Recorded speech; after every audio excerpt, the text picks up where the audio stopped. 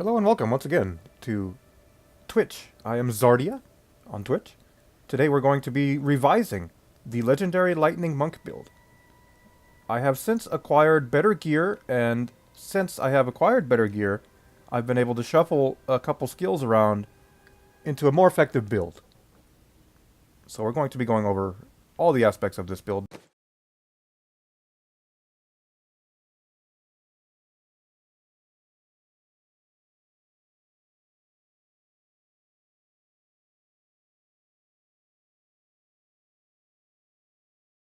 Not too much has changed since the previous version, however, a few things.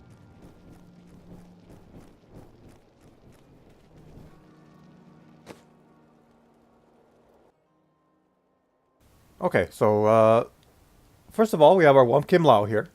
This gives us extra lightning skill damage, extra damage overall. It's not the ideal weapon that you want, but it's close, so it works. We then have Fists of Thunder. Physical resistance is the resistance we stack on all of our gear for this build to gain a very high resistall. This example has rolled very well. Dexterity, vitality a bit low, but with the criticals and the physical resistance, you can't complain too much. We have Alkild's Power with physical resistance, of course, high dexterity and vitality, physical resistance and dashing strike. It also gives us extra health from globes.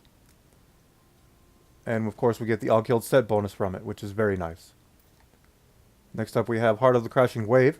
Also has physical resistance and dashing strike. Pretty rare to find the gear you need to stack all your resistances and still have optimized rolls. Next up we have Mask of Searing Sky. With the physical resistance and duration control, I'm okay with armor being in place of vitality for a little.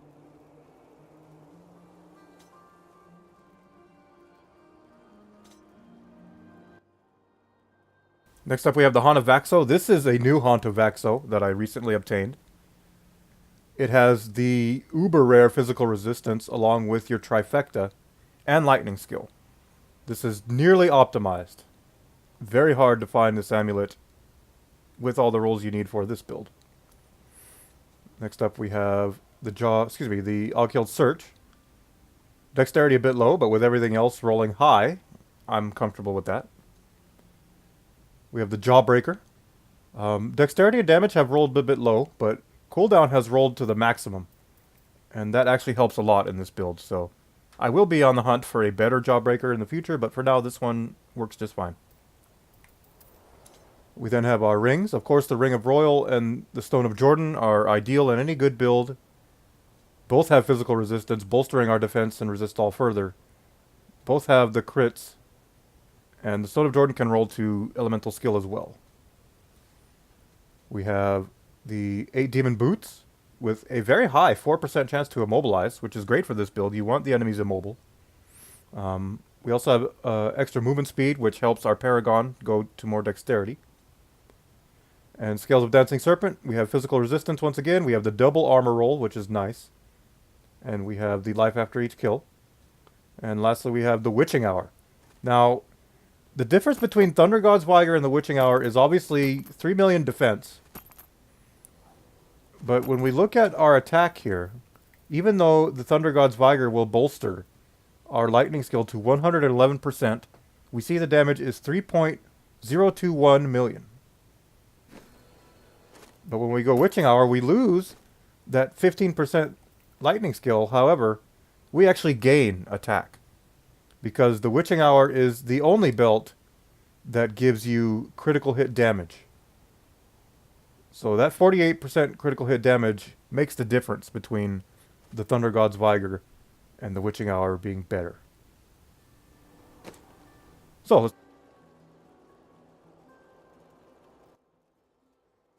mostly the same as last time. Mystic Ally, Fire Ally. This helps distract the enemies, so you are able to hit them easier. It also increases your damage. This is a new skill here. Instead of Mantra of Evasion Hard Target, which gave us a ton of extra defense, with the new amulet that bolstered our resistall to what I like to call over that threshold point that it's comfortable, we can now use Annihilation. And this basically ensures us a constant boost of movement speed, and for our allies as well. Shailesia, thank you for the raid, and welcome everybody. we're going over the new lightning monk build here. So yeah, annihilation working much better now. We're much faster. And it also increases our damage quite a bit. Now this skill does use spirit. So our only form of spirit generation is going to come through the epiphany skill. And again, with cooldown heightened, that's going to be very important. We have blinding flash, self-reflection. This blinds the enemies for 6 seconds, which is quite long actually, giving you the time to distance yourself from them, dash back in, and then distance.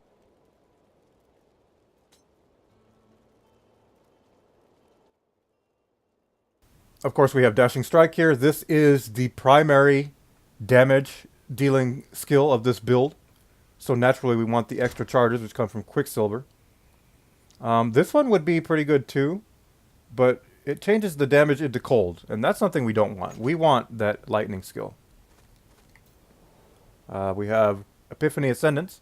As I stated earlier, this is what's going to charge us, this is what's going to cause us to be able to charge up our spirit, to use the Mantra of Conviction most effectively.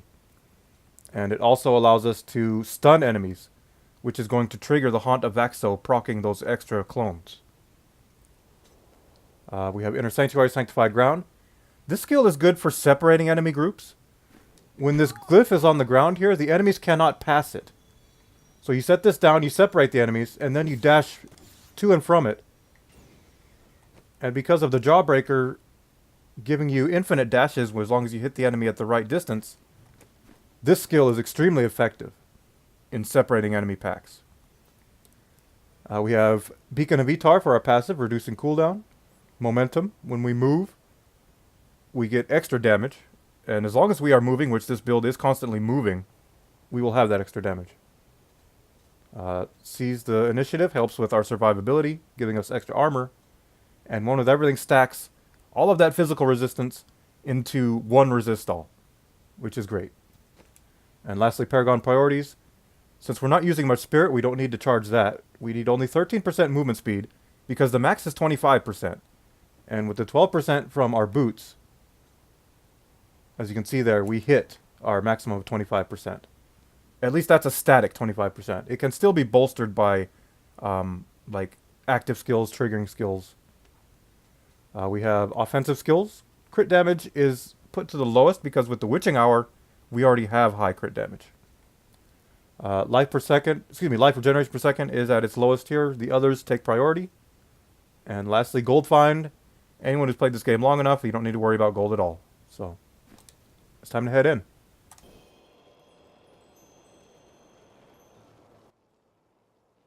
See what the Rift is going to give us today. With every Rift, you have the chance of triggering the uber rare Rift of the Cow King. I think I've had it like 4 times, and I've been playing this game almost 4 years now, so it's quite rare. So we're heading in now. As soon as I see some enemies, I'm going to be triggering Epiphany to trigger that stun skill. And as you can see, our clones are now out. And they use very effective skills, such as Blessed Wind, Exploding Palm. And while we are in Epiphany, we are regenerating spirit. So about every 4 to 5 seconds, I'm going to trigger the Mantra of Conviction to give us more damage. And as you can see, we are getting bolstered movement speed here, which makes this build a lot better, a lot easier. Line enemies up. And every time I use that Mantra of Conviction, we get 20% extra damage, as opposed to 10 when it's not active.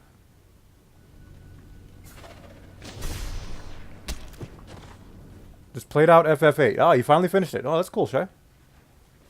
You gonna move on to 9 next? Okay, so here we have a good distance from the enemies. I'm able to zoom across that glyph and hit them effectively. Oh, I'm out of charges now. I need to wait for a minute. I missed that last one. There we go. This build is all about angles, lines, and distances. So keeping your movement speed high is important. You never liked 9, huh? A lot of people, I get that from 8. They say they love 9, but they never liked 8. I've never actually played 8. It's still on my to-do list. just never got into it. Okay, you guys can die now. Thank you.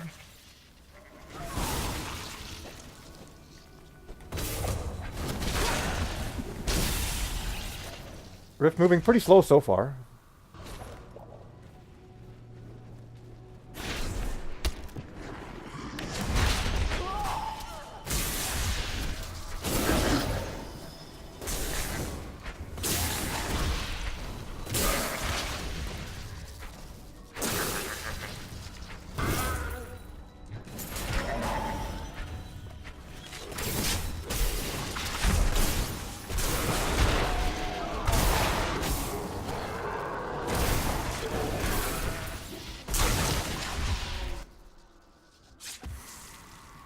So between your Blinding Flash and your Inner Sanctuary glyph, you are able to distance yourself from the enemies effectively, keeping them immobile, keeping them unable to pass, and it really helps in being able to increase your overall DPS with this build. Oh, you got a ZaRNG command now. That's great, Chai. I'm gonna have to go check that out sometime. I like it. Although some people, as we saw yesterday, don't like it. Oh boy. And you're right, Shai. Some people, you know, they never stop. They just don't know when to say enough.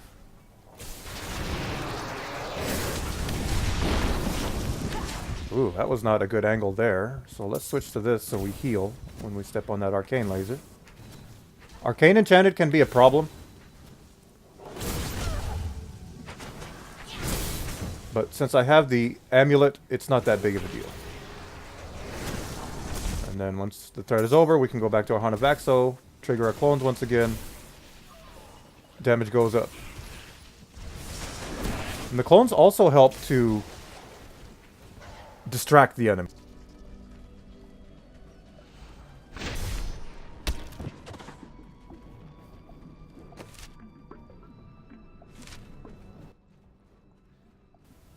I mean, I don't like to talk about it too much on stream, but people seem to forget that they were not banned because of their belief systems. They were not banned because, you know, I have an agenda against them. They were banned because they were being disruptive in the Discord. Over and over and over. We all remember it. For a week it went on. As I lobbied to fit their demands, give them what they wanted. And they just kept going. So, you know, I had people saying something's got to be done, you know. So I did something. Unlike everyone else at the time. I mean, Edgeworth, Ikben Maya, I'm sure Ice would have acted, but he was, you know, demoted at the time. Nobody was doing anything about it. I had to do something. But anyway, I'm not going to dwell on the past. I look to the future. I don't think anybody is too devastated by the departure, so I wish Split Punch the best. I honestly do. I had no problems with Split Punch. I like Split Punch until this whole thing popped off and people started breaking me down piece by piece.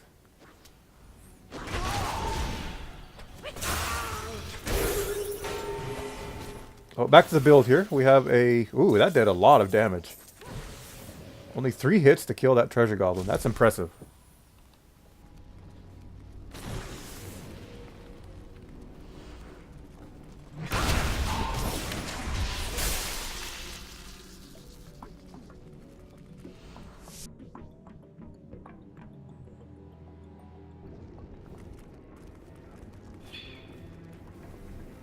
Food hype.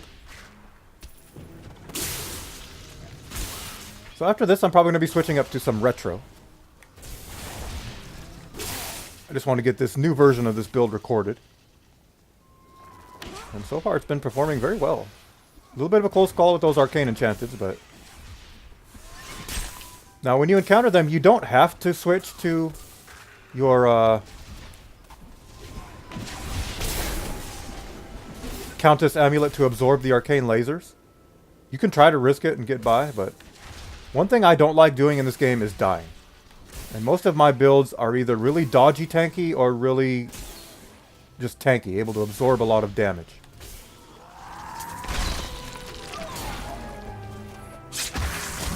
Pick me again. We haven't really had the ideal spacing yet to fully showcase the build, but I'm hoping that will come up here. Oh, come on, game. That was crap. That should have hit. The distances can be really finicky. So, if you're even 1 yard off, you will not get the refunded charge of your dashing strike. And it turns out the ideal Jawbreaker has between 30 and 35 yards. So obviously 30 would be the ideal roll. The one I have currently has 31. And I'm hoping to get that one with 30 because I know it'll work a lot better. That 1 yard actually makes a huge difference. And that was a good enemy pattern there. And seeing as the game is mostly from an isolinear perspective, I find that Y-axis and X-axis angles tend to work better than your diagonal angles. So if possible, that's where I'll try to hit the enemies from. And he is down. This build works really good on the treasure goblins, because they're always trying to run away from you anyway. And they can't really run away very effectively with this build. Okay, we got a good pattern here. And they went down very quickly.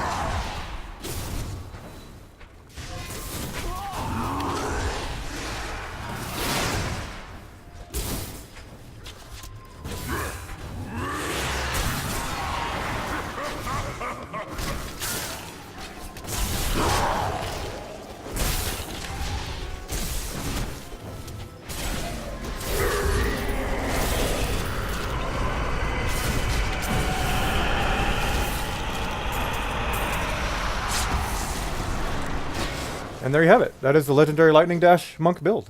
The new version. That battle went extremely well. We had the right distances. We had an elite on the other side. That Rift Guardian normally has very high defense and hit points. And it went down with no problem at all. So again, I am Zardia. Thank you for watching. Please check out my other builds in the Discord. And I do want to get that build updated.